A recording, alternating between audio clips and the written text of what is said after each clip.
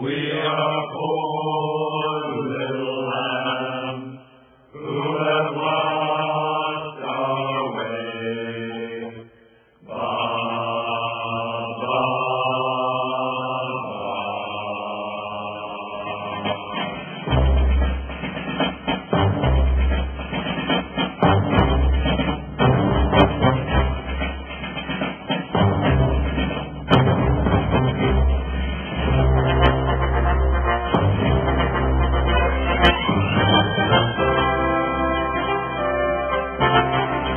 Hello, everyone, and welcome to our new show. Sorry for the little equipment failure here. We're trying to get everything together. My name is Chip Tatum. I'm your host on Veterans Today News Report. We're airing every Monday from 6 p.m. to 8 p.m. Our hopes are to have different writers from Veterans Today and other guests reviewing all of the articles, the top articles of Veterans Today during the week. As you know, Veterans Today is one of the top online newspapers or magazines for veterans and for the world. Completely unedited as far as keeping out the truth. Our writers are some of the best in the world. Mr. Duff has pulled in some very, very, very experienced people, and I hope that all of us are here to can enjoy the show and the information that they have to share. A little bit about me, as most of you know, or most of you may not know, my name is Chip Tatum. I was a young Air Force recruit, worked in special operations through the years, up through 1978. And then I left and went out of the service. I was returned to active duty in 1980, sent to the United States Army to Fort Rucker to fly special operations helicopters. Myself and other special operations personnel who had worked for past director George H.W. Bush were called back in. 1983, we served in Grenada. After that, on through the Honduras escapades and Iran-Contra. In 1992, I left the intelligence entity and basically was burned. I was prosecuted at that time, charged with treason, thrown in prison for 2 years. Once the appeals courts told the Bureau of Prisons, you can't hold that man any longer, they let me out for 2 years. I was on the radio. You might have heard me with Ted Gunderson and others doing shows across the nation on Patriot radios. And then I left. Years later, the rumor went around that Chip Tatum's body was washed up on the beaches of Panama with his face ripped off. My son read that, and he called me immediately and where I was living and said, "Dad, are you okay?" I said, "Yeah, son, why?" And he said, "Dad, your face was ripped off." I said, "Daggone, that must have hurt." The story is false. I'm alive, I'm well. What happened when I left is I went on a Central and South American tour, vowing never to come back again. I left here. I went down to see what mojitos tasted like down in Cuba, spent some time in Cuba. From Cuba, I went across in a sports fisherman that we had. We drove the sports fisherman all the way down Central America and Mexico into Honduras. Roatan was the name of the island.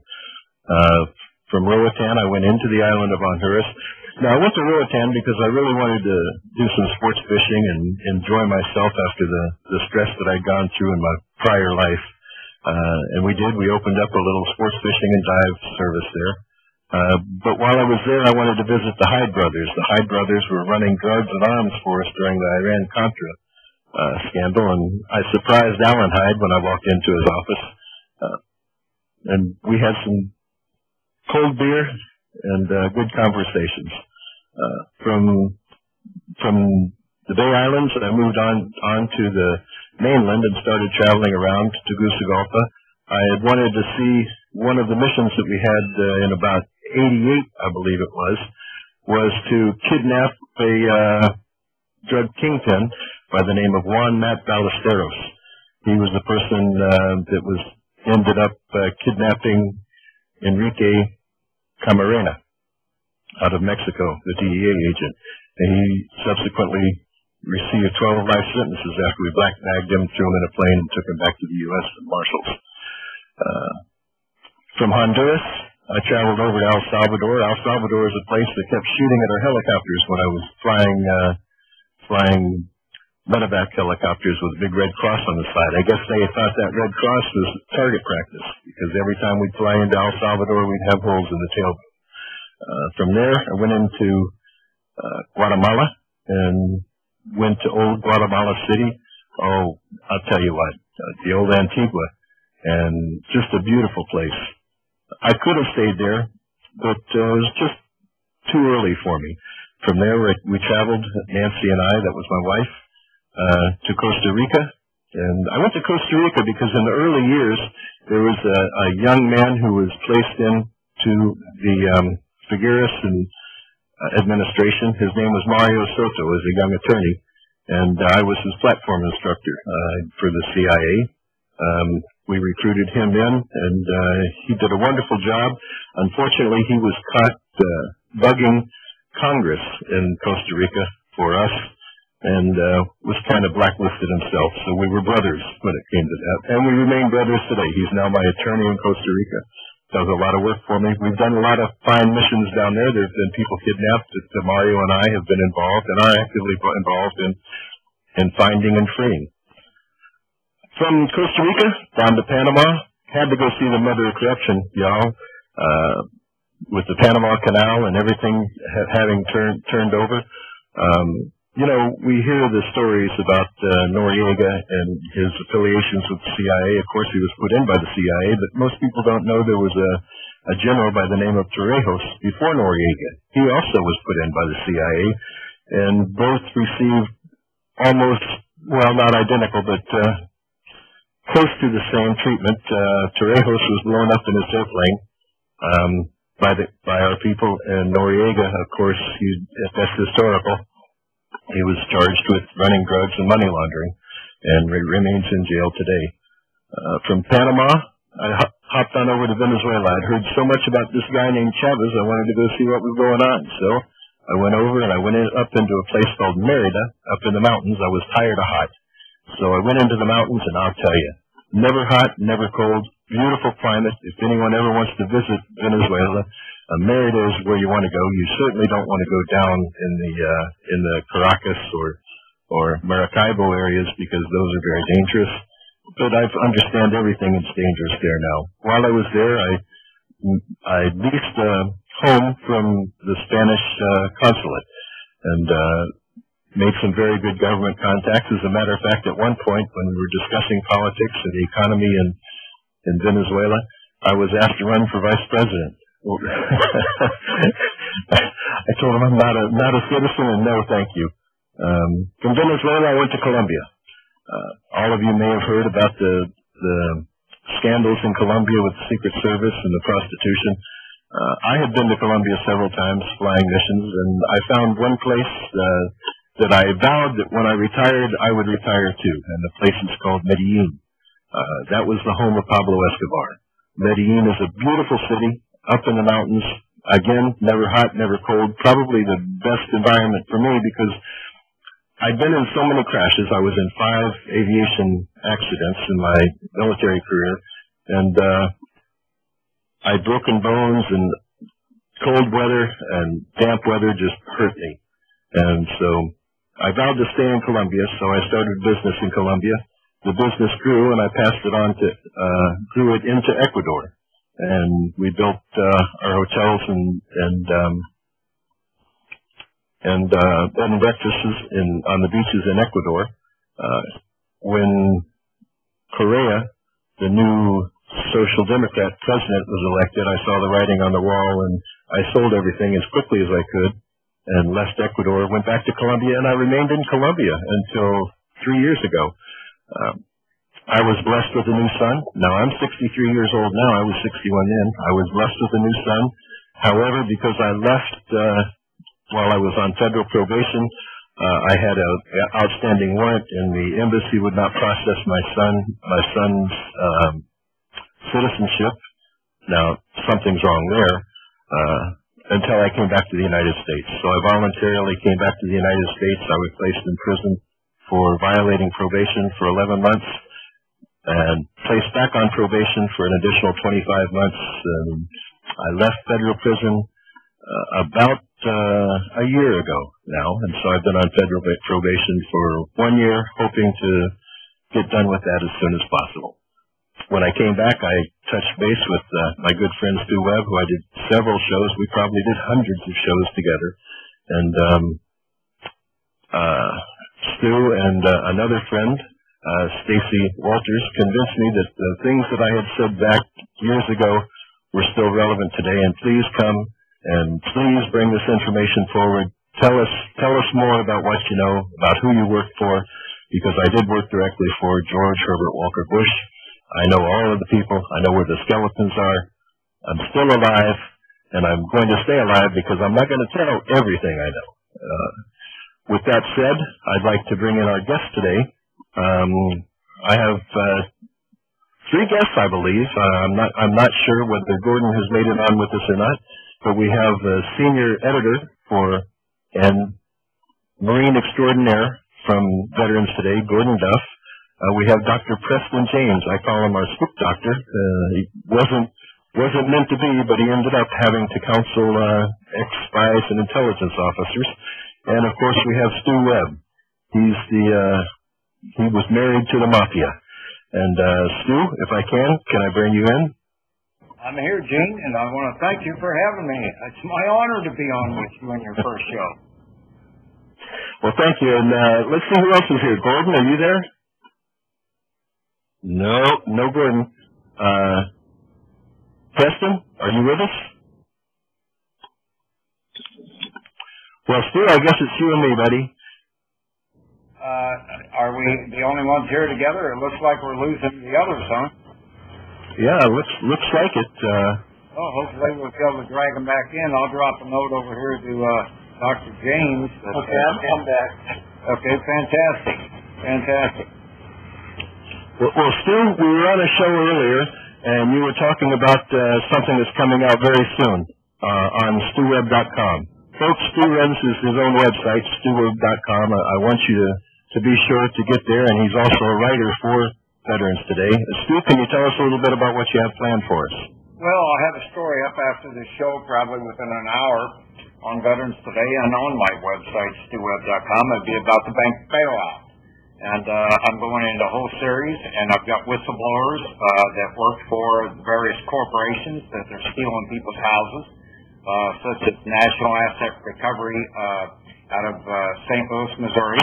I've got my first my first article is about a victim, Michelle Hansen in Denver, Colorado, who was being kicked out of her home right now illegally.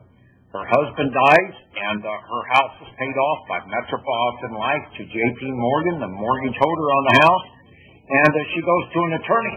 And it happens to be that this attorney ends up selling her out, stealing insurance money. They're figuring that out. And they sold her house, of course, back to the same scampsters, Larry Mizell and Leonard Millman. And the new owner, a supposedly Swiss company, is located its headquarters at the attorney's for it, or 3600 South Yosemite, MDC Holdings headquarters. So we've got the same bank bailout scammers. This is one example of how they're stealing people's homes. This girl filed in federal court in behalf of herself for injunctive relief that a federal judge will not sign the order for an emergency injunction, which most attorneys can get. And they've done everything they can to obstruct justice. Why they come in with a writ from a county court and steal her house from her that is paid for, and she's got right in her filing a copy of the receipt showing the house is paid for. But one of the attorneys in this mill working for the bad guys, Millman and Millman and Larry Mizell, that are the scamsters in all this, that created these artificial mortgages. One of their Castle Law Group boys just was banned about 3 days ago by Fannie Mae and Freddie Mac, that they can no longer do business with them. I hear they might be under investigation, but by who, I don't know. But, she's gone to the DA, the U.S. Attorney, and what's interesting is the U.S. Attorney in Denver that was appointed by Eric Holder to be on this new strike force to get to the bottom of it, that were the ones that filed a suit against J.P. Morgan in a quick settlement here. It happens to be that same strike force, one of them is the U.S. Attorney in Denver. And the U.S. Attorney in Denver is, of course, one of the criminals. And the statement was, when she went to their offices, they said, well, what do you want? She says, I want my house back. It's free and clear. He says, that's not going to happen. What's your second choice? She says, I want justice. He said, that's not going to happen. What's your third choice? So this is my first story about the bank bailout. I'm going to get the detail, name names, and who the scamsters are. And let's just find out if anybody really wants to get to the bottom of it and do something about it. Yeah, it seems like, we really don't own our homes anymore in the United States. I don't know, maybe we never have. When I was overseas, if a person failed on a mortgage or had a problem, there was always a resolution to it, especially on the tax side. If you don't pay your taxes here in the United States, your real estate tax, they seem to come in and take your home from you.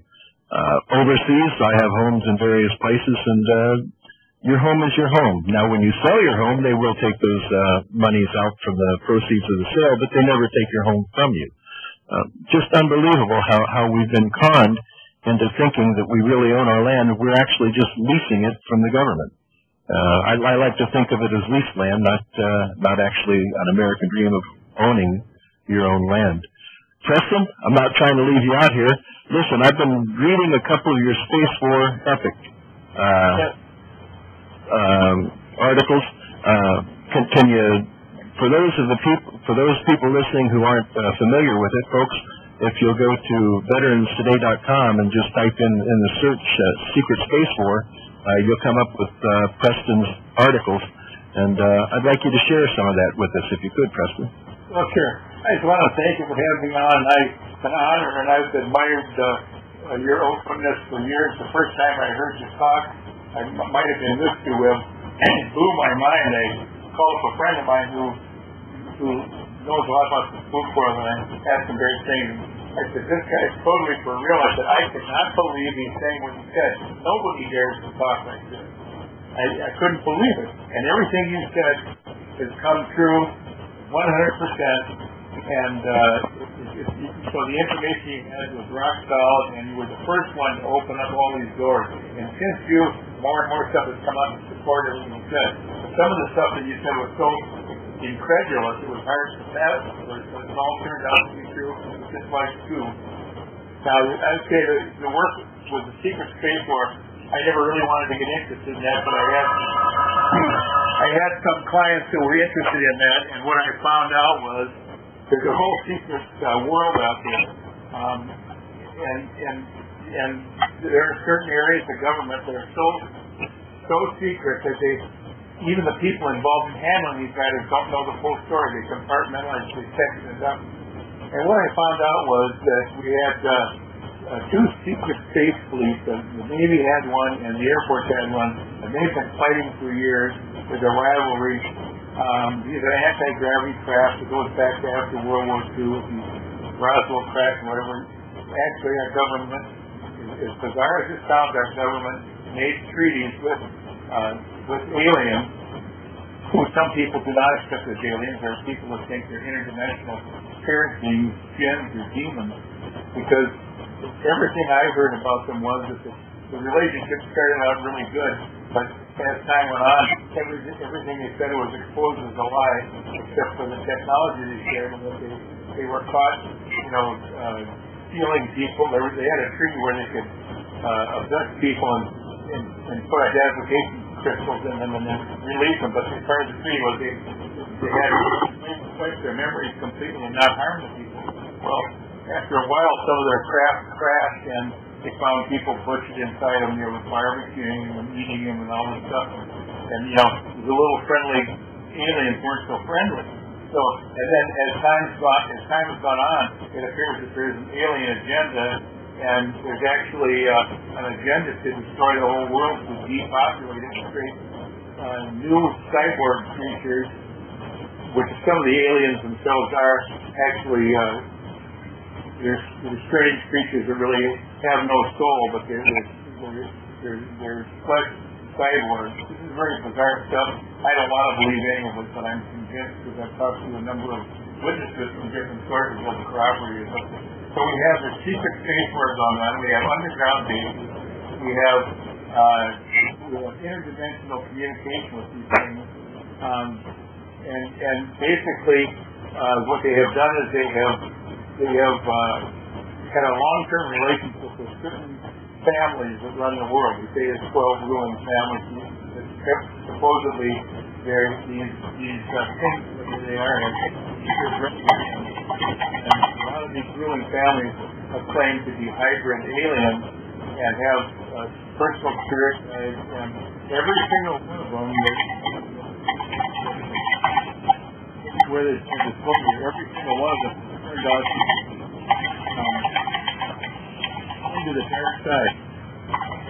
They're Luciferians, and they do human sacrifice, and some of them eat people's hearts. I know this just sounds ridiculous. I never wanted to believe in this, but I know Stu Webb corroborates with him a different thing. The people that run the world is a small group of families, and they're evil, and they want to destroy mankind, but it's skull and bones. They're a death cult. They worship death. And what they feel their job is to purify the human race by killing almost all of it off except for the pure ones, that just happen to be themselves. And they believe they're preserving the human race by doing this. And really what it is these people are members of an occult organization, a worldwide organization that apparently intersects with this alien presence. And what we have right now is a major cosmic war going on. There are different alien groups. There's one that appears to be either varies from being benign or somewhat helpful, but they don't want to destroy the world. The other one seems to want to either eat us or kill us off and take our minerals. So it's bizarre stuff. I wish it wasn't true, but more and more is coming out, and I think within the next few years there's going to be an admission by government that this is real. So Stu, you believe there's a cosmic war going on, is that correct? Well, I believe that there's definitely a war going on, and that these entities, these so-called aliens, are very evil. I believe they're these fallen angels, but I know that they possess humans, and I know that the Council of 13, the 12 men that are controlling the world right now, which is Leonard Mellman, George Herbert Walker Bush, Meyer Rothschild, David Rockefeller, Henry Kissinger, Anwar Ben-Suri, the head rabbi in Israel, Pope Benedict, Warburg, and I don't know who the other two are. Grace of Grace and Company, it's all the Queen of England and Prince Charles wants to do. I don't know who the other two are, the 12. I hear they're Asians, but I believe that they're possessed by these entities. Whether they're fallen angels, aliens, or whatever it is, I think they're fallen angels, but they're very evil, and they're sick bastards. They want to consistently do these human sacrifices and drink the blood of children. And this past June, there was not APB, but a Amber Alert put on after a story appeared on Veterans Today, and the Amber Alert led to the capture and the murder, not the murder, but the shooting and stopping an abduction out of Oklahoma, where they actually admitted on the mainstream media that this guy said he was kidnapping the kids for the Illuminati sacrifice. So that happened. Are we still on the air together? Yes, we are, Stu. I could play what he's referencing. I could play the video real quick, and it's only got 2 or 3 minutes if you want to throw that in there.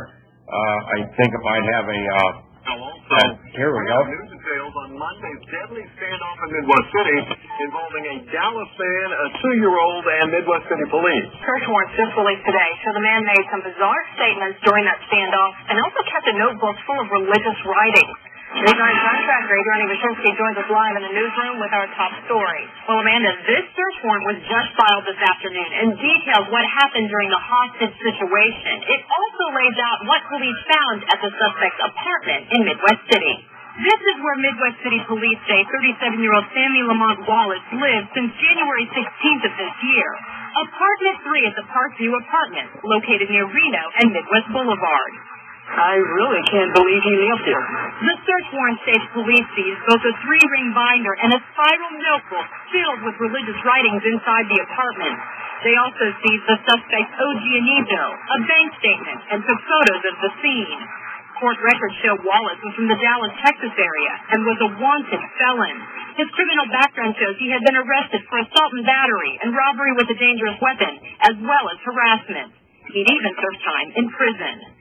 Police say on Monday, Wallace entered this Walmart neighborhood market less than a mile away from his apartment and held a 2-year-old girl hostage, threatening her life with a knife.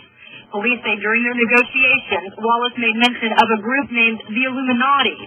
Police claim their research shows the Illuminati is a satanic cult and that they learned June 21st is their day of human sacrifice. But why Wallace chose June 17th to take the girl hostage is still unknown. Police say they were unsuccessful in their attempts to negotiate with Wallace and say they had to use deadly force to save the child's life. The search warrant states Wallace was shot only one time and was pronounced dead at the hospital. I think that they did what they had to do.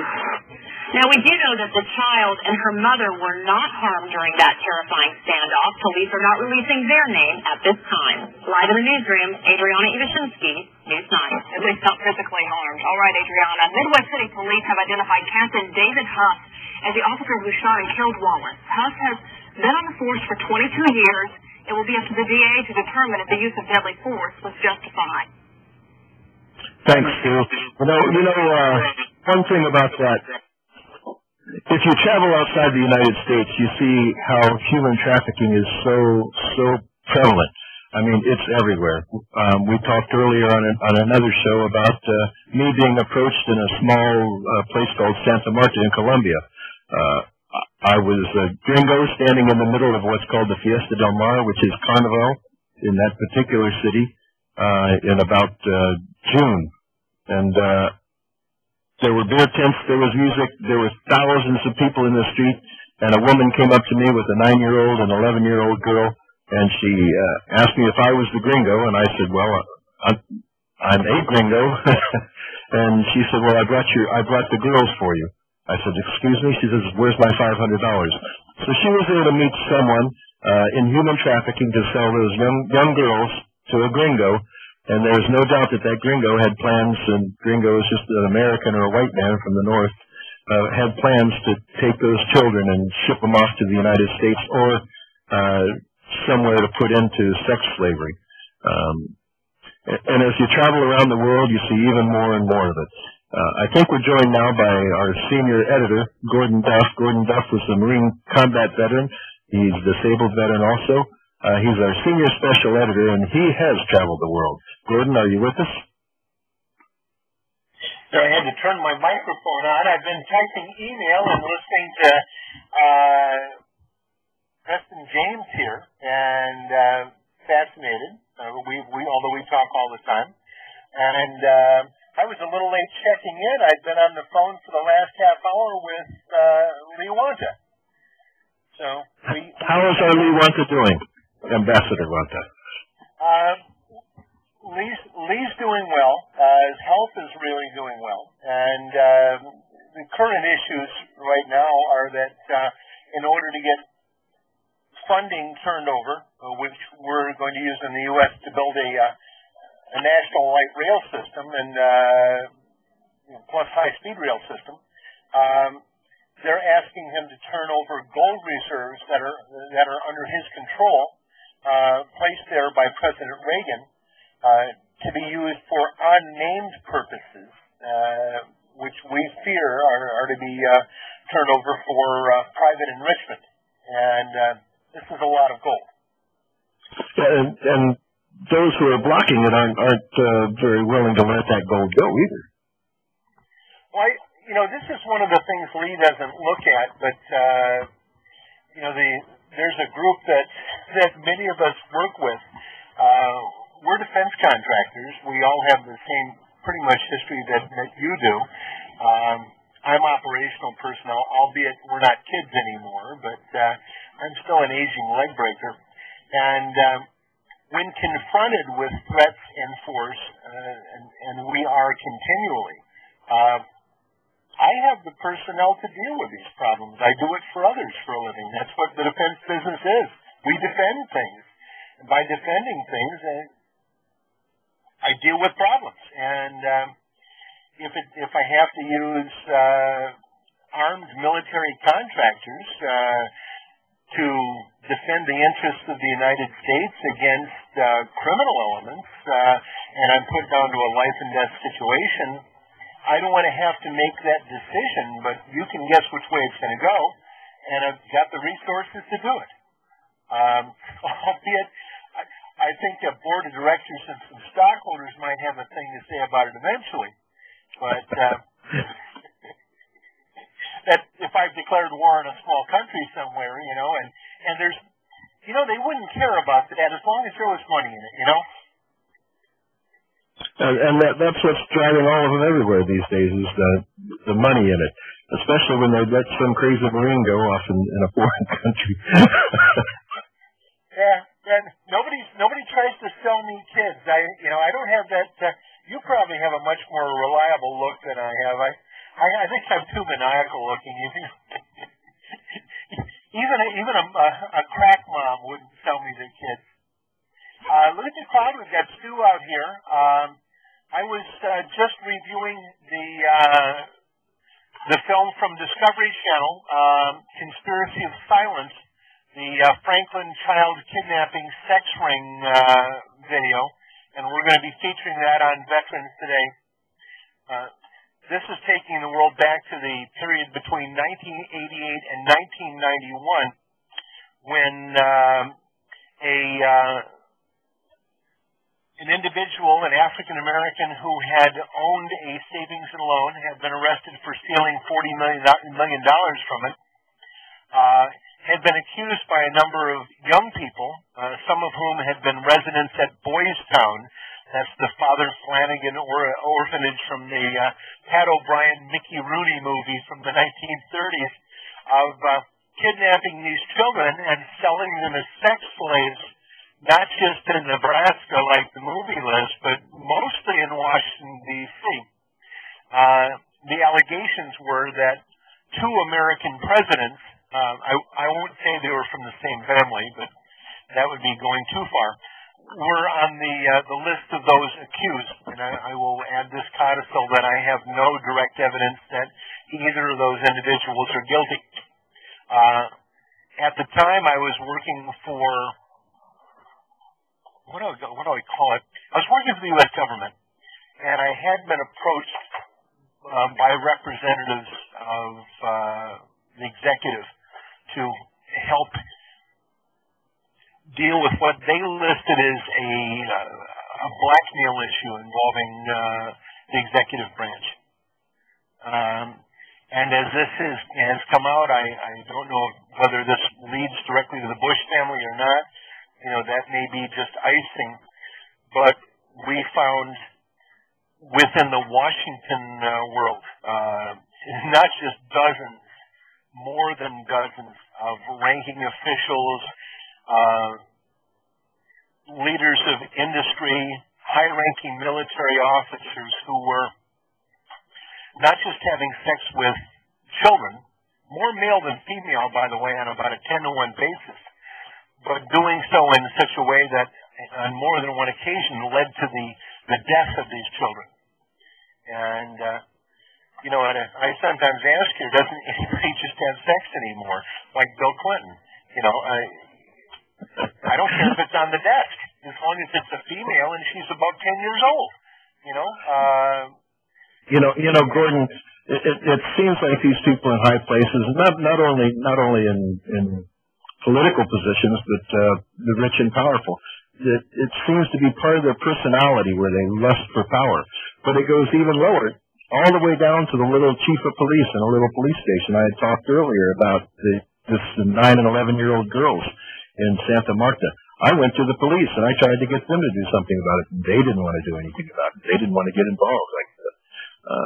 So where do you go? How do you handle something like that? You know, I'm married to a nice little girl from and to me she's a little girl from Chillicothe, Ohio. You know, worked as a nurse for years, teaches everything now, and the world that you and I lived in, she would never imagine. You know, and I said, you know, Carol, if you knew how people thought, you'd have them all castrated. You just one of our editors at Veterans Today is a former member of the National Security Council who's now living in Australia. You have a good idea who we're talking about here. Yes.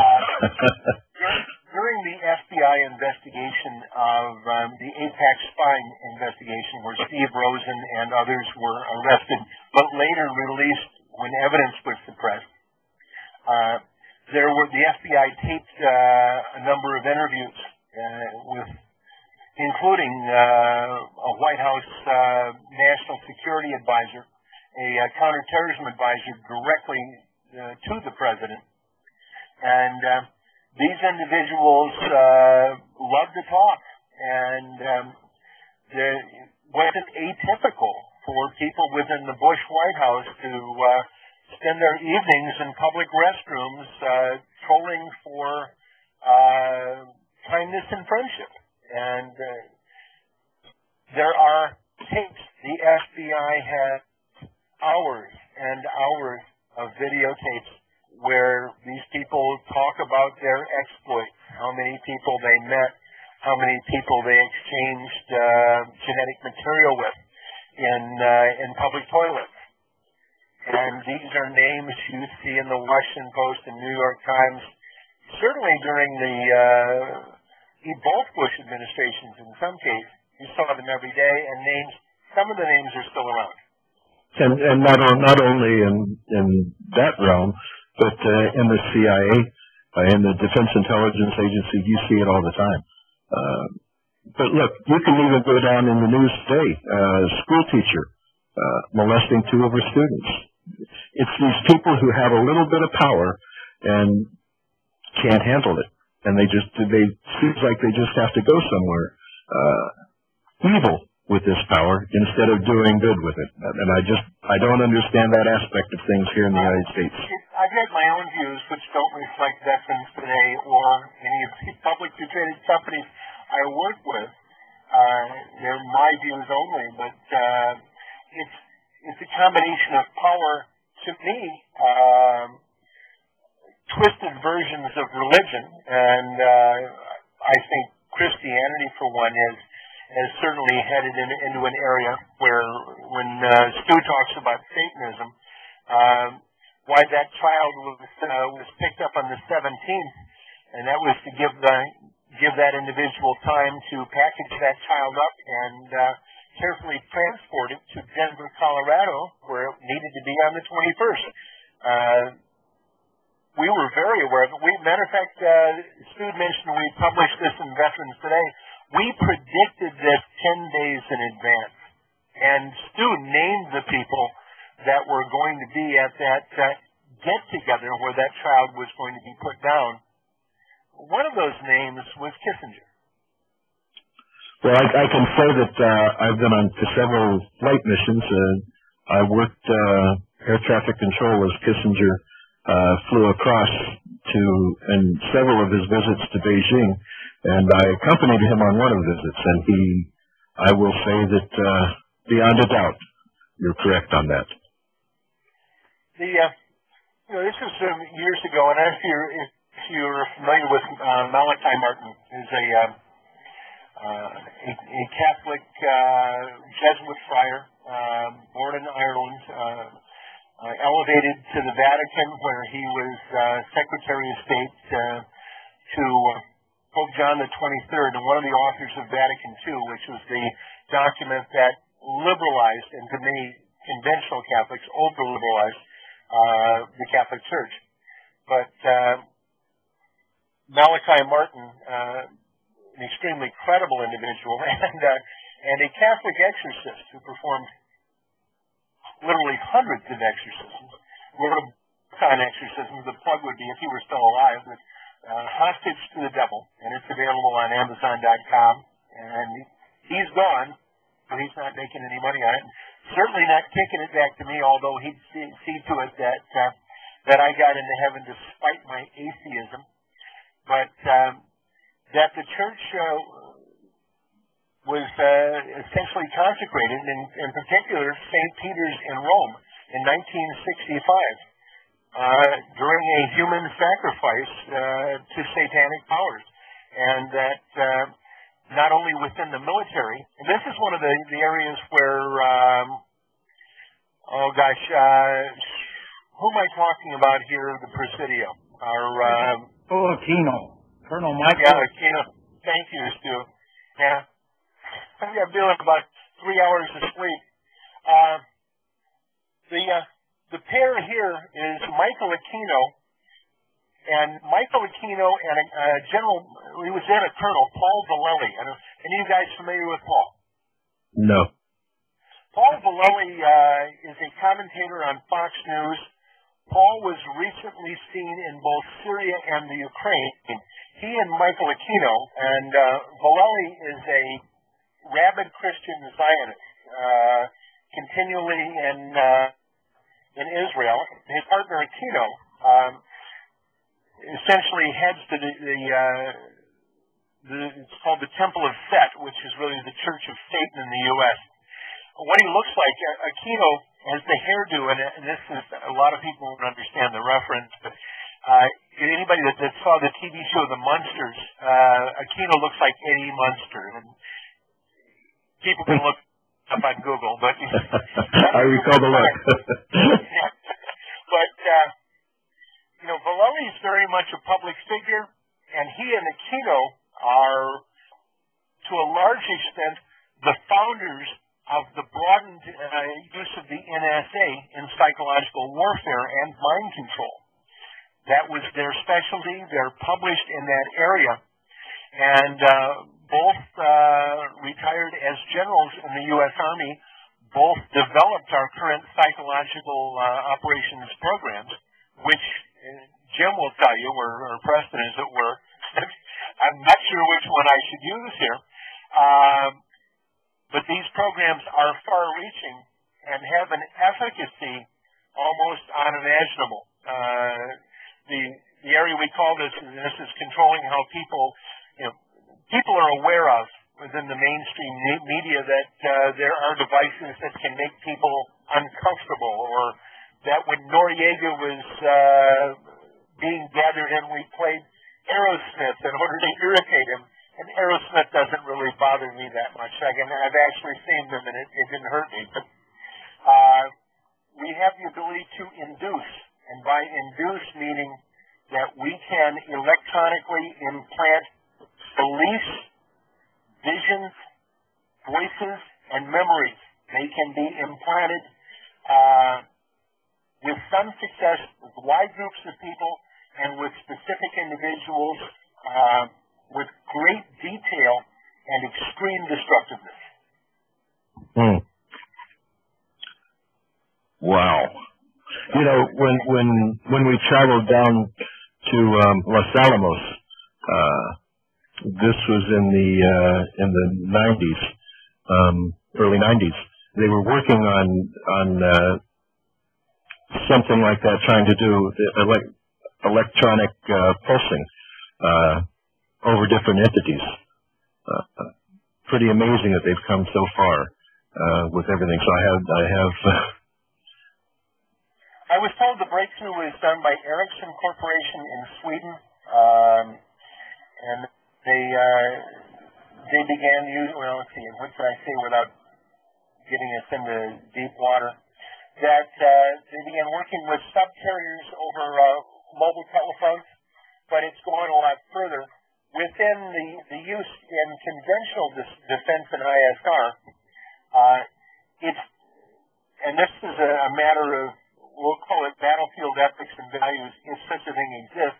It may or may not be, let's say, if you were operating over Africa's Sahel and had equipment capable of inducing to take everyone within a 500 square mile area and convince them that the AK-47s they're carrying are poison snakes.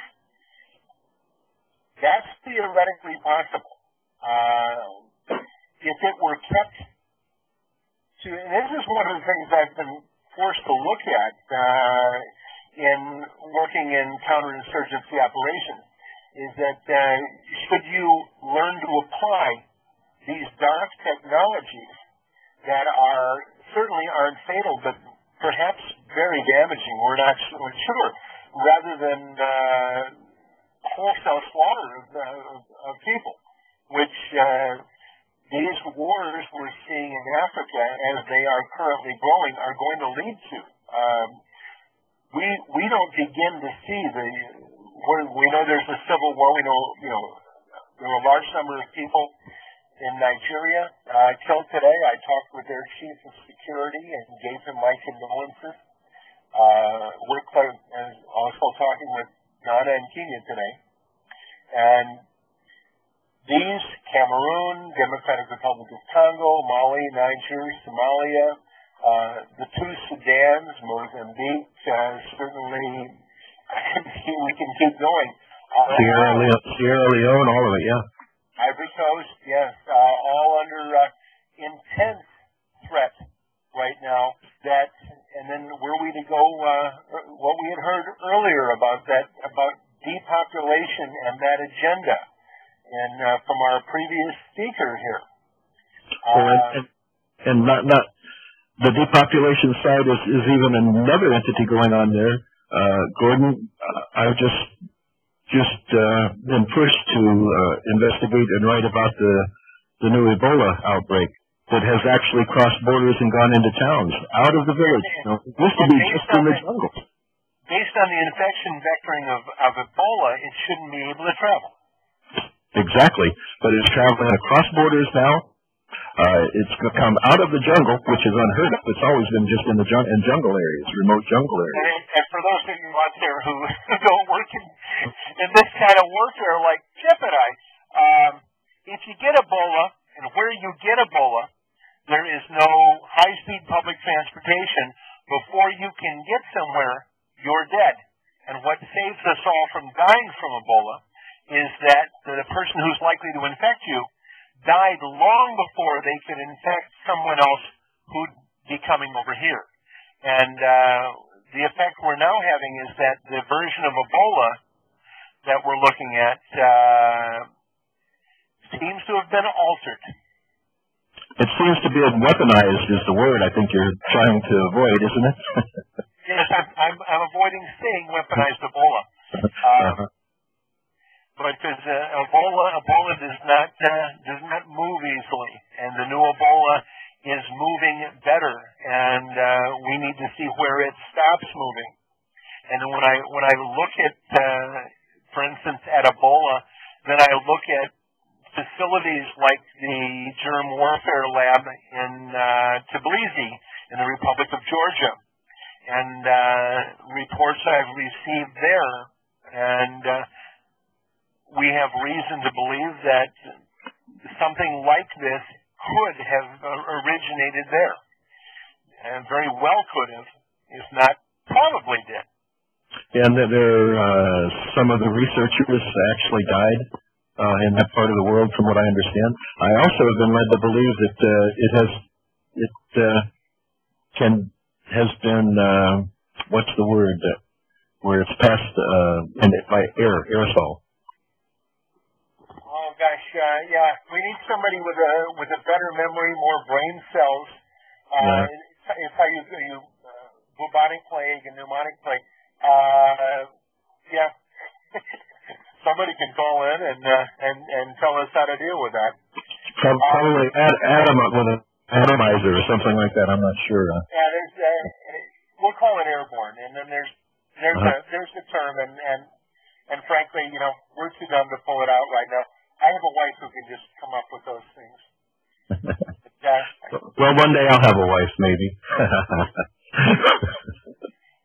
I know where you can go to buy one. Yes, Medellin is nice. And everyone else gets them in the Ukraine, and frankly, it's become too dangerous. And when I was in Costa Rica, we talked about my travel log before you came on. One of the things that we represented in Costa Rica was I worked as security for about 40 Ukrainian and Russian women who were brought in to Costa Rica on one of these East meets West. American men had come down in one of these brides, Russian bride extravaganzas. And I can tell you, those Ukrainian women were absolutely beautiful. That's their best gross product is their women. That's for sure. I think that's about the only thing they raise down there anymore, isn't it? Well, they were making fertilizer until somebody turned off the gas valve, and you need flare gas to produce urea carbamide fertilizer. I only know this because I used to sell I handled the banking transactions for Russia and the Ukraine on their fertilizer sales back when I used to work with Gazprom, which is kind of how I got into some of their business. Mm-hmm. I think Putin did warn him, though, before he turned that valve off, didn't he? Well, his point is that he had subsidized the Ukraine to the point of $35 billion, and the EU had been sitting back and making use of that subsidy through a trade imbalance. He was really subsidizing Ukraine's ability to buy manufactured and consumer goods from the EU with Russian foreign aid, which is from a trade standpoint, is an extremely bad business model for Russia. And based on that, one of the other things that a minor subject change in talking with Wanta, it's Wanta's opinion, and Wanta was there at the table with Gorbachev when the codicils to the breakup of Russia were negotiated, that Russia maintained the right, when requested by the elected prime minister, to move troops into Ukraine at any time on a treaty. Okay, Gordon, hold that thought. We're going right into a break, folks. Don't forget, we're a donation site. We can't run without your help. I'll talk about that when we come back on in just a few minutes.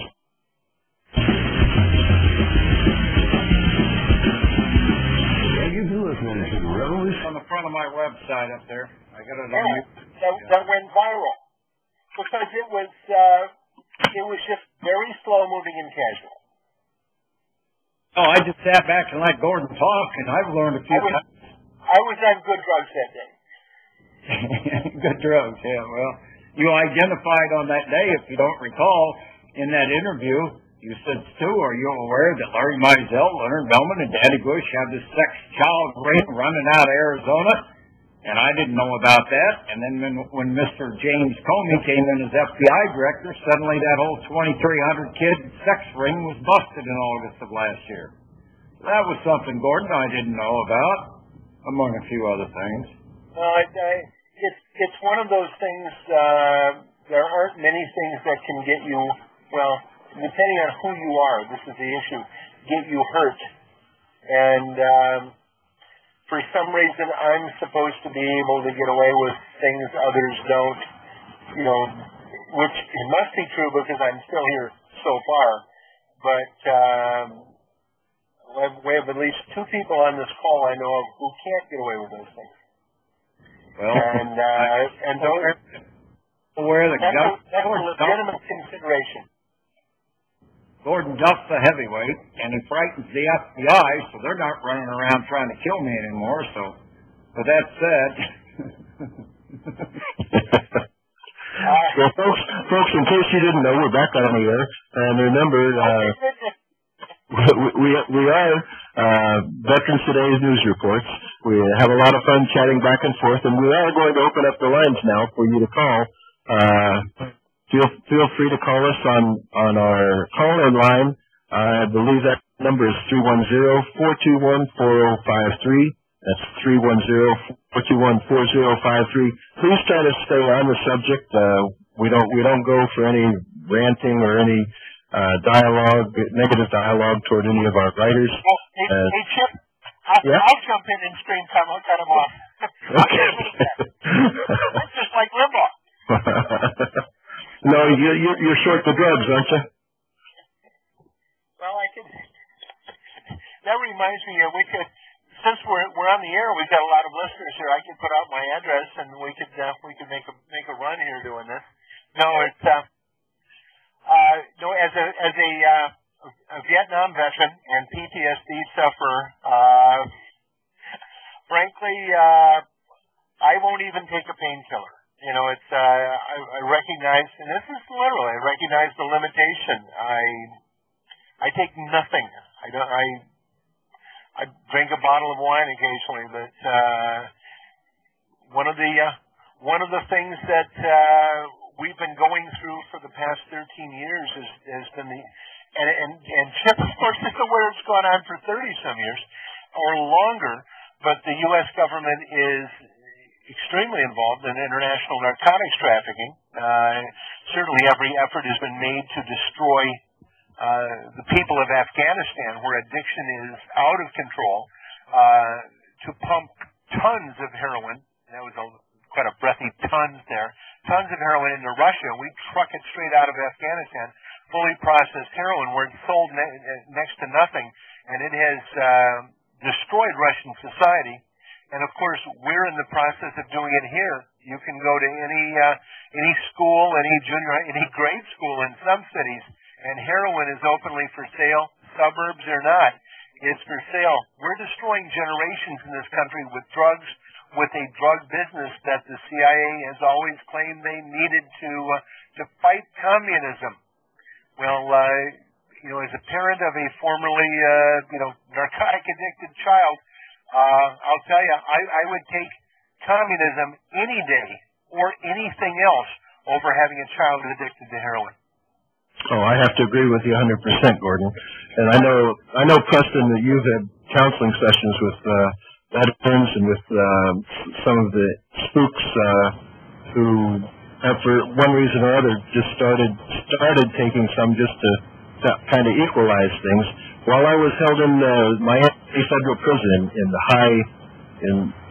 high risk area, I was there with some of the biggest drug dealers in the world, and they told me, they said, listen, what we're seeing now is all of these opiates, pills, and the pill mills, they're so hard to get and they're so expensive that it's so much cheaper for us to buy opium, get even a better rush. And they said that the streets are being filled now with opium to all the drug dealers. It's inexpensive for them. Their profit is better. And people are moving from the pill mills right straight into the real deal.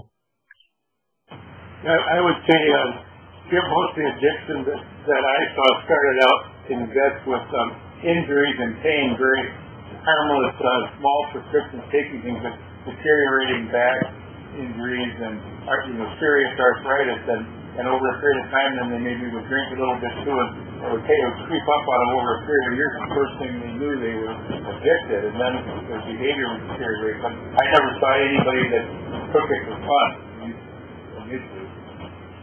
Okay, we've got a caller in from area code 352. You're on. Who would you like to speak with? Chip. Oh, I guess all of you. This is Glenn Candy. I just want to say I love your first show, Chip. You're doing a great job. You're definitely breaking through the information barriers that are put out there by these alternative media studios that we've got out there. But I'd like to talk to, is Preston still on the line also? He certainly is. Yes. Hey, Preston, you've been putting out some great articles on your Space War series, and I was just wondering, what's your opinion? I know a lot of this stuff is, you don't get exact information, you do the best you can, but do you think that they're going to actually come out with unveiling the aliens as some kind of a savior, like the Vatican. You know, I think they mentioned just in the last few days that the aliens were real or something like that, and they were our space brothers or something. What do you see as far as that goes, as far as public release of these demonic aliens? Yeah, good point. Well, the Vatican for years has had secret edicts inside the Vatican that aliens are real, and I think last year they put out an edict that they were willing to baptize them into the Catholic faith, accept them as beings, and they also have been buying up, leasing, or building all kinds of observatories all over the world, and they're concerned about the blood moon situation. And the Catholics supposedly signed a secret agreement between the Muslims and the Israelis to run Jerusalem, to manage Jerusalem in the future. And I don't know any more than that. I do think that in the Vatican they believe that aliens are coming to Earth or going, and I don't know if some of them believe that Jesus Christ is an alien coming to Earth or whatever. I think that they're obsessed with it. I think you brought up a real good point, but beyond that, I just don't know. You know, about 2 weeks ago, Bill Clinton was on the Jimmy Kimmel Show, and he was asked about Area 51, if there are any aliens there. And he had a little stand-up routine or sit-down routine in that, and I believe it's on YouTube, where he said after seeing the movie Independence Day, he decided to find out and called all of his staff and national security personnel to find out, is there really anything down in Area 51? And they assured him that there wasn't. And Kimmel pushed him a little more, and he said, but I do think that it's very viable that we will be visited. So I think that was pretty interesting coming from a president going at least that far. Oh, you might look at that satanic hologram from Area 52 S4 out in Las Vegas, Nevada outside. That's an aerial photo. You can take a look at it. It's on the front of my website right there. It's about a 20,000-year-old site, the alien base.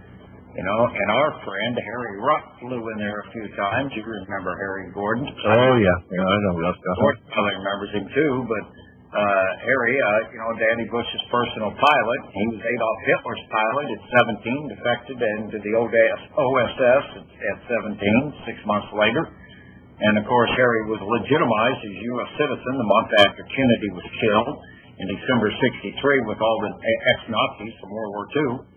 And but Harry flew him in there a few times, and as he said, he pulled in Area 51, and the mountain opened up there at Papoose Lake, Nevada, and then he said he was told to stay in the restricted area. He walks around the corner, and he said he saw a three-sided pyramid ship sitting there floating off the ground 2 stories high, all black, looked glass, but it was all metal. And he was looking for wires and things were holding it up and couldn't find it. And, of course, he said he went to the pilot's changing room where they throw in their bunks and showers and so forth to get some sleep if he needed it. And he went in there and he said he saw 24 aliens hanging along the wall. And he couldn't figure out first what it was, and kind of shocked him. And he went over those little aliens that down in Roswell, and he went over there and he says he realized they were pilot suits. And he touched it. It felt like skin, looked like skin and all. Well, you know, these weren't very tall pilot suits. These were just 5 foot, some odd inch pilot suits. So, with that said, I think that says a lot about what's out there. And of course, look at behind Denver, Colorado, because I know the guy that was in charge in there that killed him for talking to me. Danny Bush was trying to take over the Argo Tunnel, where the Western White House and Western Capitol's built. And, of course, everybody claims that all the saucers and the Aurora airplanes fly in there over Center, Colorado, and come up that entrance in there underneath Idaho Springs, Colorado. I mean, I know a little bit more than what I should know about this stuff, but we can look at Pine Gap and a few other places. So all this stuff's real. The question is how many times have we fought them, and how many more times are we going to fight them? And, the real big question is how many of them are lurking around in human form? I keep saying the Council of 13 are all alien possessed. I say my ex-wife was. No, I gave mine. Well, now listen, folks. We're not hammering on women here now. It's just an ex-wife joke. There's no ex-wife joke with me. I still got the no, you were married to the boss.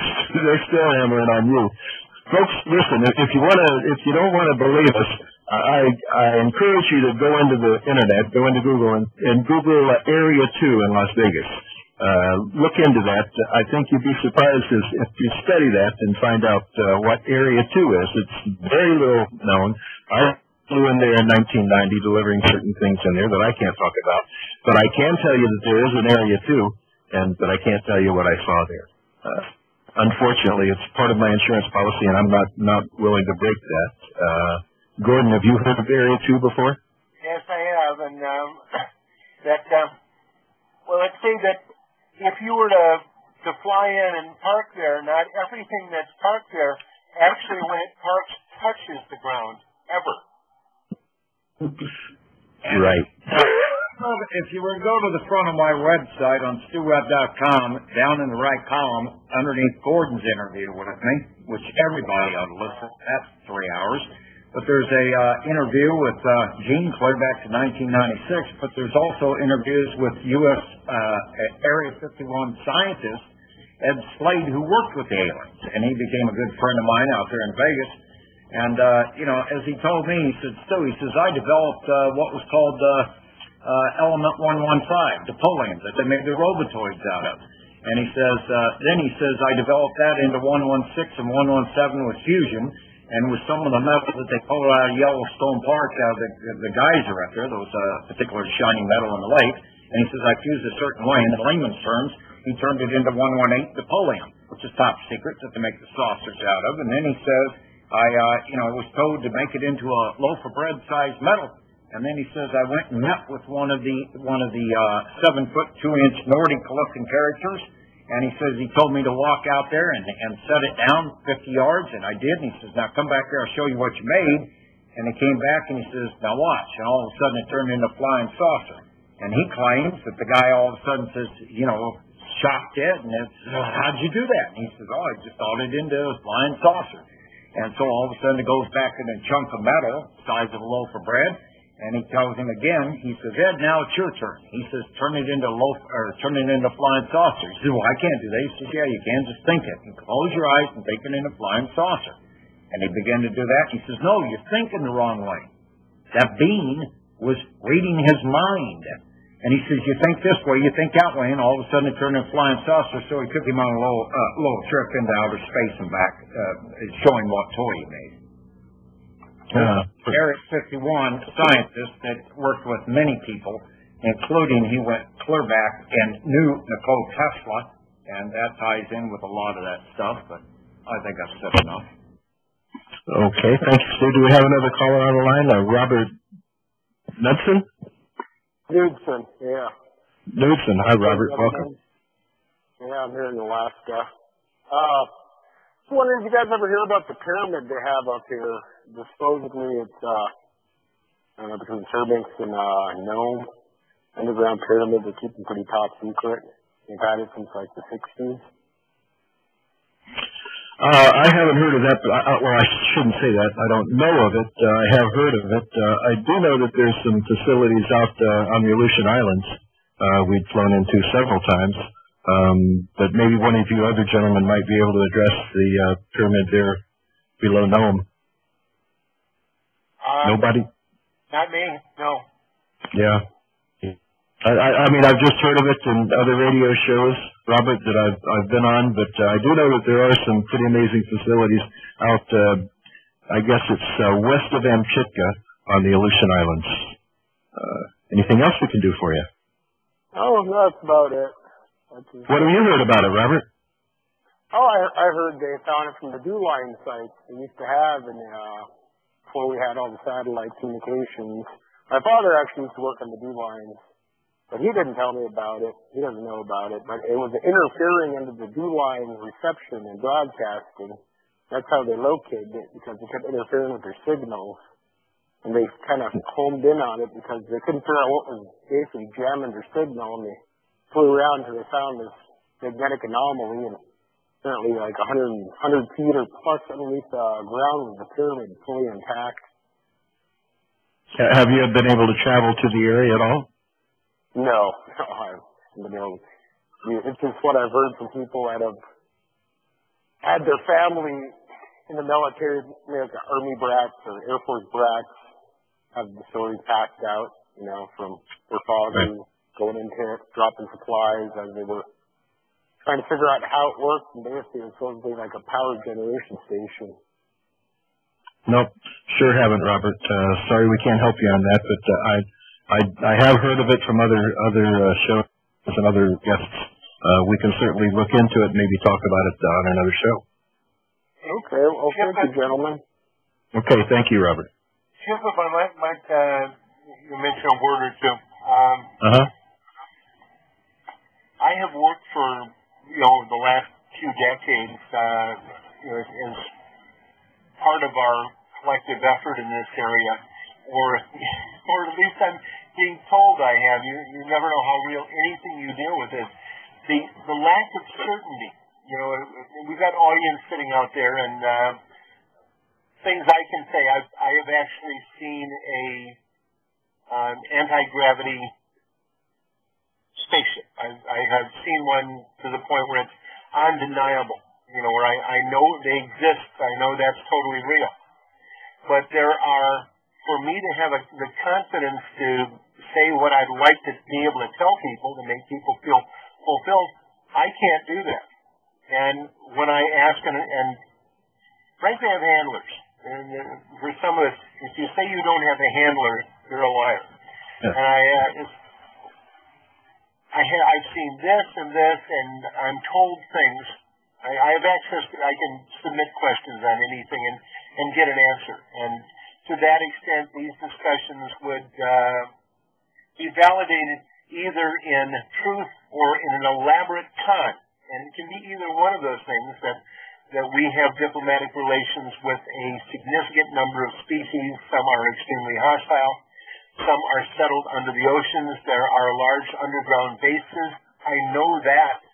I know that we have transportation corridors that crisscross the United States right under the Mississippi River, hundreds of feet down, well below the water table.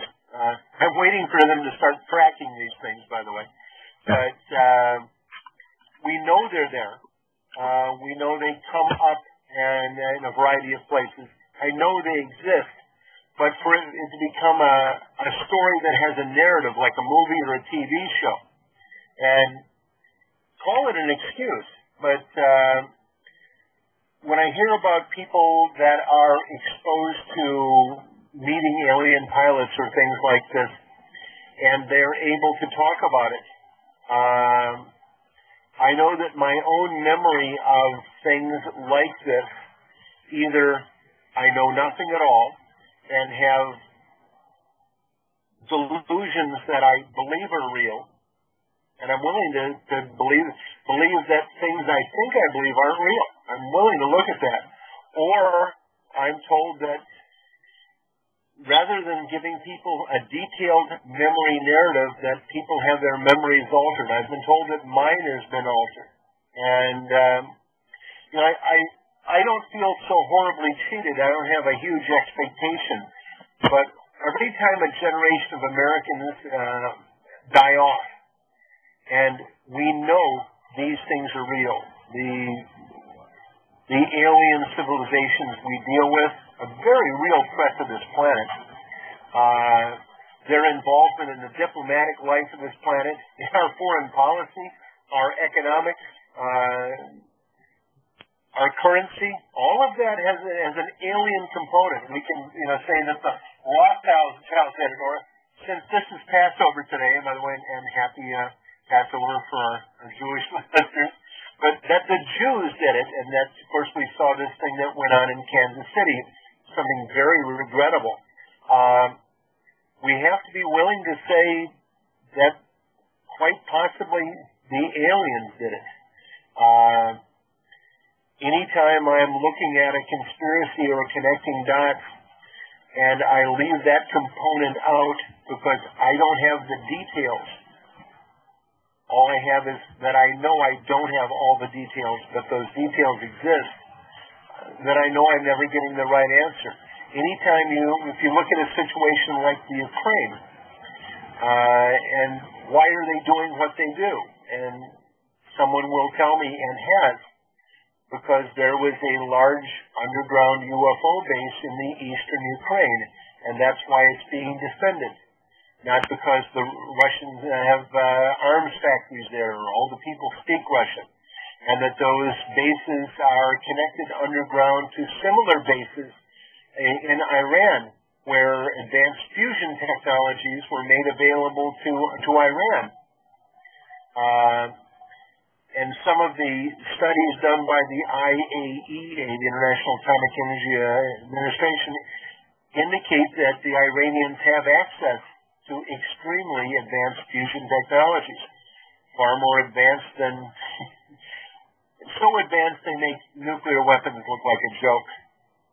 And I can certainly back that up, and we can do that at another time, but where I feel we fall short, and I would apologize for, but to give people the narrative, and I have probably the most, I know it has official access here, probably, that I can't do it. And great effort has been made to see to it that I can't. And I find it regrettable. And to that extent, what if it's not just me? You know, what you want to, here's the questions I'd have you ask yourself as listeners. Have you met people during your life that don't feel right, that you would actually say, without joking about it or personal prejudice or whatever, that they seem like someone that actually doesn't have a soul? And I have met those people, and now I'm assured that they are literally not people. They're wearing a meat bag suit, right out of a Men in Black movie, by the way. Very much that. They might as well be insects. Have you met such a person?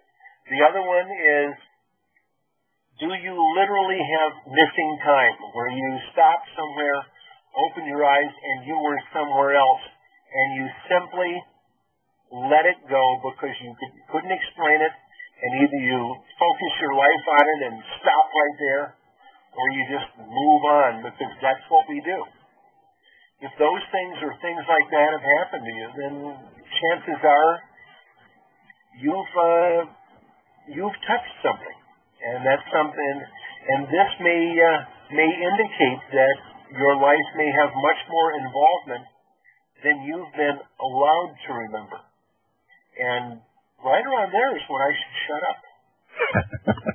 Well, I can say that Leonard Cohen didn't have a soul. I met him in person once. And I think everybody's in agreement he's one of the 12. You can, Stu, I assure you, you can tell. And for any of you out there, you look at them, hold your hand up, the hair will stand out. You'll actually feel it in the pit of your stomach. There won't be any doubt at all. Your body knows. Well, that's probably true. I felt the presence staying in his house for 2 nights, that there was something wrong. Yes. So. Well, I can assure everyone out there, something more exists. And I can't go beyond that. Just as Gordon said, there are those of us that, if you do go beyond that, there could be peril there for those who are advised. Gene, may I touch on that? Because I'm not under any kind of national security agreement, never have been.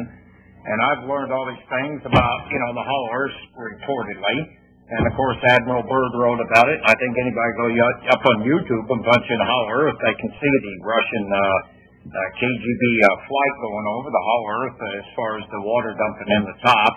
I got a document from the 1952 time frame where under Operation Blue Book, one of our first jets, I think it was, flying over the North Pole, 2 of them ended up supposedly in the center of the Earth. That's what agreed.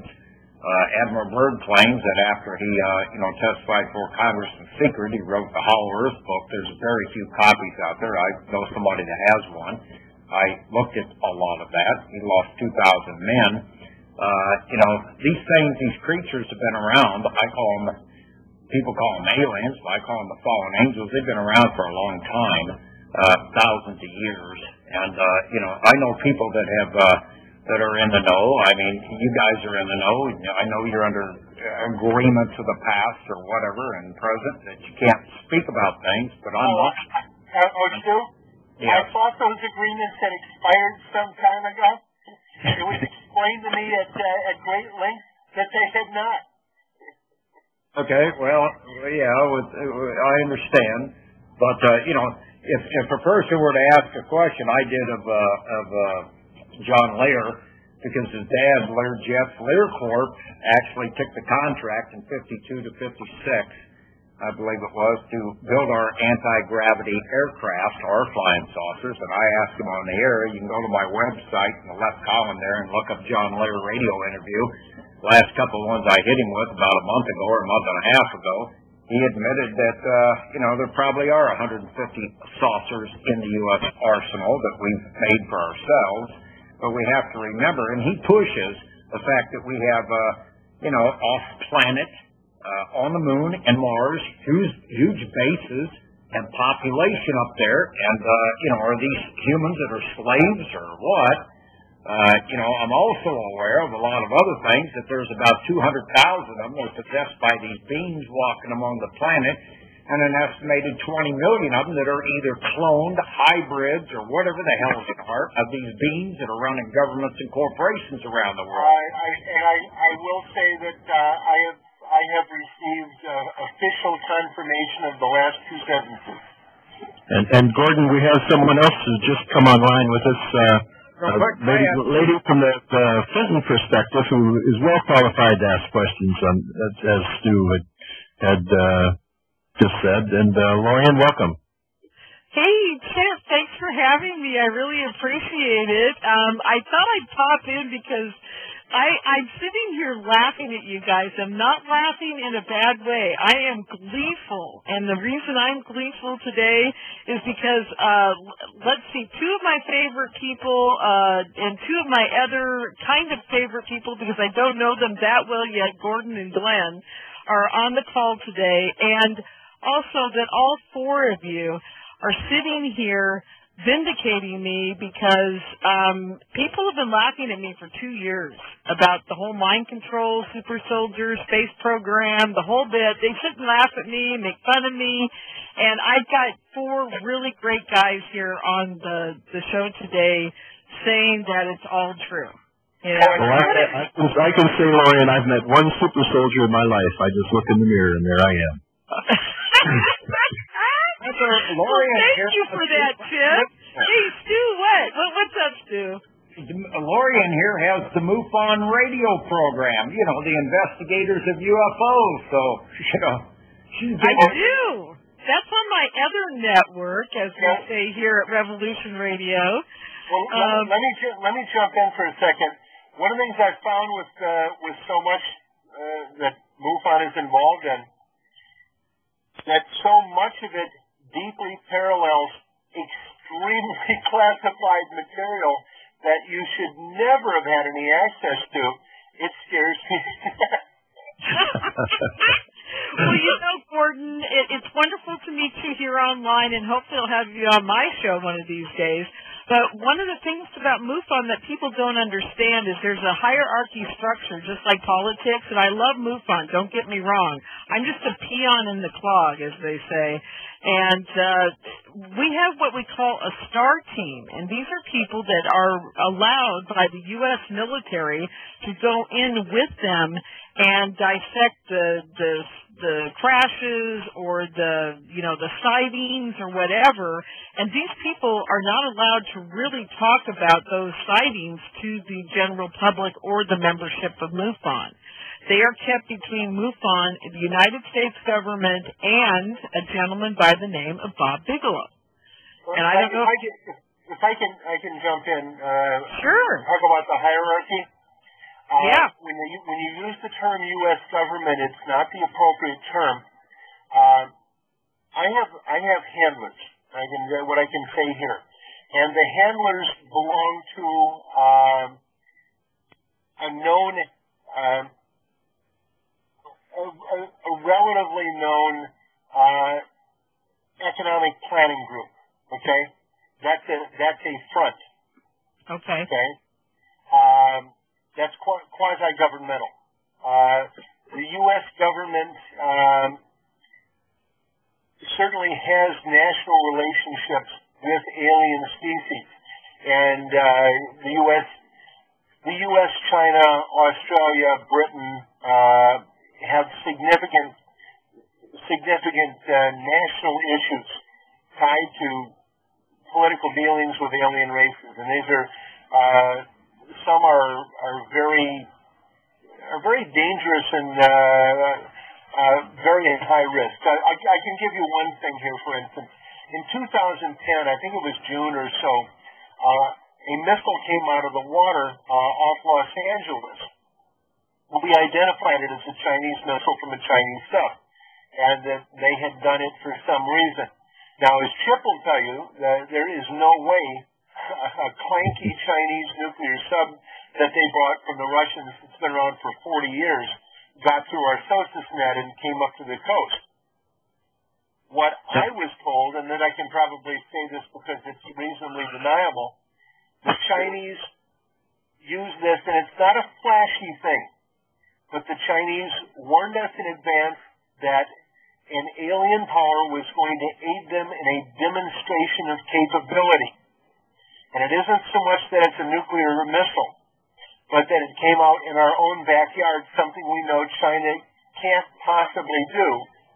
And this is like with Stu and the human sacrifice. In the very real world, one missile coming out of our backyard in real life is worth 1,000 rumors on the internet. That's right. And this one very isolated incident, and I think we may be dealing with a second one. I'm getting that feeling now with Flight 370, that there is no other potential explanation than it being a demonstration of some kind. There isn't any other answer. 42 days, and we've investigated this thoroughly, and I'm opening that door now. But I know the Chinese missile. I know what that was about. The Chinese government had sent announcements to 12 nations that they were going to do something when they were going to do it. And that was the announcement. And it always isn't something. Our expectations are formed too much from television. The other thing, of course, the other thing is that movies and TV shows, Falling Skies, Men in Black, Independence Day, Close Encounters of the Third Kind occurred in 1965. What happened in the movie really happened in real life in 1965 and is detailed in the Majestic documents. I'd like to call those our preparatory classes. Yes. Exactly. Hey, I just want to say one more thing, and then I'm going to check out of here and get ready for my own show, which is going to happen in a few minutes here. I just want to say, Gordon, what I tell people, and I think this is very important that people need to realize this, and I say it over and over and over again, is that even if only 1 to 10% of what is going on out there as far as mind control, aliens, satanic ritual abuse, go on and on with what's going on out there. If only 1% of it is true, then we should all be very afraid. And we need to do something about it. We need to expose it. We need to tell people what's going on out there in the world, what's happening, and we need to make it dissipate, because the only way we're going to get rid of it is by exposing it and taking the edge off of it and getting all the people that are victims of this to come forward and say, look, this is what's being done to me. I don't know if it's the aliens doing it. I don't know if it's the military. I don't know who's doing it, but it's happening and it's real. Thank you, Lorian. I'm waiting for my donation of a 50 caliber with that super new scope on it. Somebody deliver me a submarine so I can go down to Cuba and shoot a ghost. And folks, be sure to visit Lauren on the Clinton Perspective coming on real soon. On the hour, right? Yeah, Studio A at 5 p.m. Pacific, 8 p.m. Eastern, right after Chip on Monday. That's great. Hey, Gordon, it was great meeting you. And Glenn, if you're still there, goodbye. Preston, adios, my friend. And Stu, I'll talk to you very soon. Goodbye, everybody. Bye-bye, Lauren. Area code 215, you're on the air with Veterans Today. Hey, you guys doing? Chip, Gordon, Jim, and Stu. I read all your stuff. I was just wondering what your guys' take on Karen Hudes is, and also Neil King. Karen Hudes was talking about a second species that's in the Vatican, like a couple weeks ago. Yeah, as far as Karen Hudes, I don't have a lot to say about her, and I'm just going to hold it at that. On the financial side, I think Stu may have something, or Gordon may have something. Gordon could add. Glenn Kennedy's still on. He may even have something. I would just say to avoid her, from what I understand about her, and there's a lot of disinformation coming off of her tongue. I'll leave it at that. Okay. Okay. Okay. Thank you. Thank you. Here's something that had happened in the last 24 to 48 hours. An individual identified as a a famous Wall Street personality, had put out a 45-page manifesto on a website called Gawker, which is a media celeb gossip site for New York insiders. This 45-page manifesto goes back to the Kennedy assassination, and it's like a hodgepodge of what the four of us would lay out, basically. And the one who puts this together, of course, better than anybody else is Preston, because he still has more brain cells than I do. But, and that it's a very attractive-looking document. It points fingers at the Bush family and the people that we hold out as being bad somehow, and you're quick to buy in on it. And then when you look at it, you wonder, who is this guy? Why would it be released on Gawker when these are all people out of Vanity Fair and the New Yorker? And frankly, I see them as Zionist shills. Let's be upfront about that. Right, this nice is a point. famous person, famous I've never heard of famous. And then I find inside the documents that he's selling 9/11 truth, the bad people, the Bush family did 9/11, and then out comes the nanothermite claim. Oh, we get Jim Dean on with us here, too. Jim Dean, you're on Veterans Today Radio. Oh, okay. I'll let you go then. No, you're on the show now. Oh, okay. With Preston James and Stu Webb and Chip Tatum. So I'll just give you my quick little flash news. Guess who just finally admitted that John Brennan was in Kiev over the weekend? Go ahead. Jay Carney at the White House. Oh, my goodness. They finally sussed up, as we had indicated, that we wouldn't be getting all these reports. He met with a bunch of government officials and with a bunch of security officials, so obviously that would not be kept quiet. But they first said that the report was completely false, and they've now corrected themselves. So Veterans Today was right. We got that out yesterday. And this goes on, by the way, all day. We monitor world affairs. Information really goes into Jim Dean all day long, from everywhere in the world. And we find the indicators, and we work with our sister publications, New Eastern Outlook, Press TV, with our team in Russia, and other publications here. And when we try to make sure that the dots we connect exist. Now, the dot we don't have yet. When I look at why Brennan was there, I also look at two other things involving, this is what I'm looking at personally with Ukraine. One is that Israel put out pretty much an announcement on one of their newsletters today that they're backing away from the U.S. policy there and closer to Russia, and yet the primary financial backer for Israel, being Sheldon Adelson, is pushing John McCain and Ted Cruz, who are pushing the move to take a stronger stance against Russia. So we're wondering about this. Now with Brennan, so much of the U.S. policy here is tied to State Department activities, where the State Department has used private funding to pay mercenaries in the Ukraine, and the State Department has gotten involved in false flag terrorism, and frankly, at least 100 cases of murder we've been able to document. And we're wondering why, and this is what's come out of the discussions today. Obama would be so stupid as to let himself be blindsided by Bush holdovers, or to let the so we're wondering what Brennan is doing there. We would like a fly on the wall.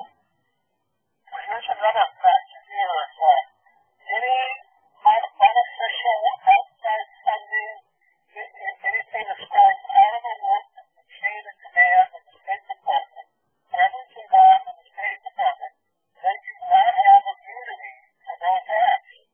Because they only have immunity for acts done under official instructions and call of the government. This is something that nobody's really made enough of a deal with.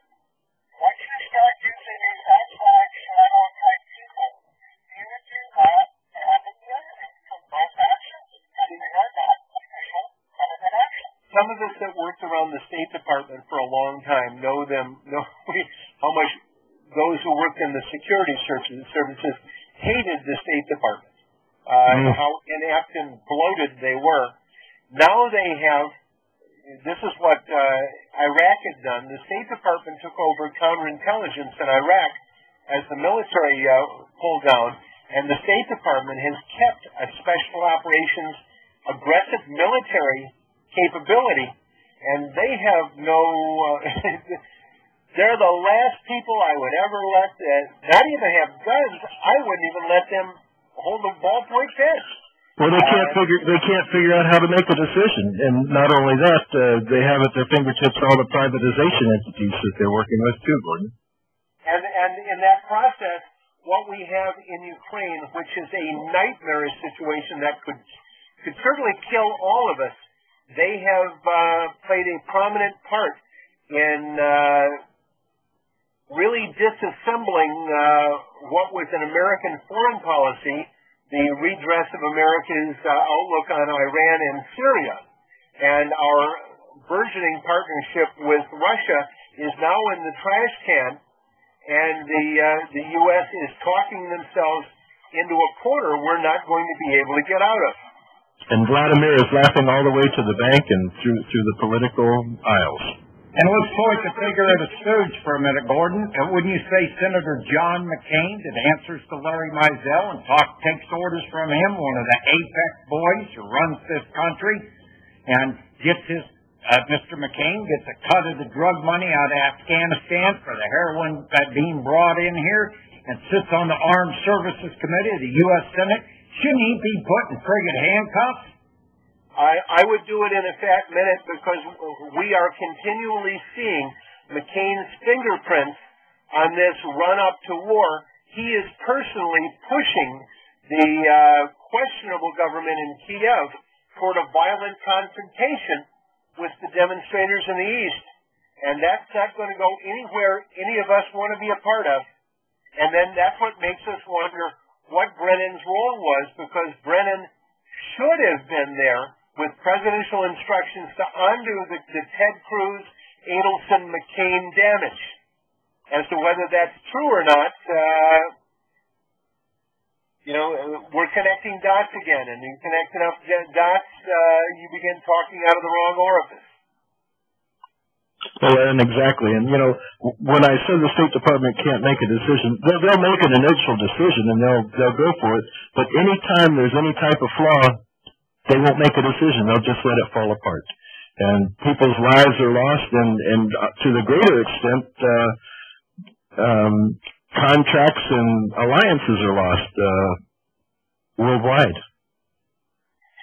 Well, the concern we have is we're seeing, I would call it a scimitar of evil, starting in the Balkans, Latvia, Lithuania, Estonia, Poland, coming through Slovakia, the Czech Republic, Bulgaria, Romania, into the now overthrown Ukraine, moving solidly into the Republic of Georgia, which has been a nation that has been largely supportive of plots throughout the region, certainly where the sarin gas that was used in Syria was manufactured, despite the protestations of Pulitzer Prize-winning journalist Seymour Hersh, who had it totally wrong on so many ways. But what we're watching today and what Jim and I picked up. Jim, why don't you brief people on Azerbaijan and how Azerbaijan is being repositioned out of that scimitar? Well, Iran, it's been very interesting to see how Iran was reaching out to all its neighbors, even across the path to Saudi Arabia, and talking nice to everybody, and starting very wisely on things that they should have a common interest in, which is working together to defeat terrorism. And of course, that was a little tongue-in-cheek, because everybody knows that Saudi Arabia and Qatar have been up to their eyeballs, but yet Iran wanted to get the spotlight. It was a way of kind of sucking them in and having a little fun with them. That's obviously we'll have business here, oil contracts go on.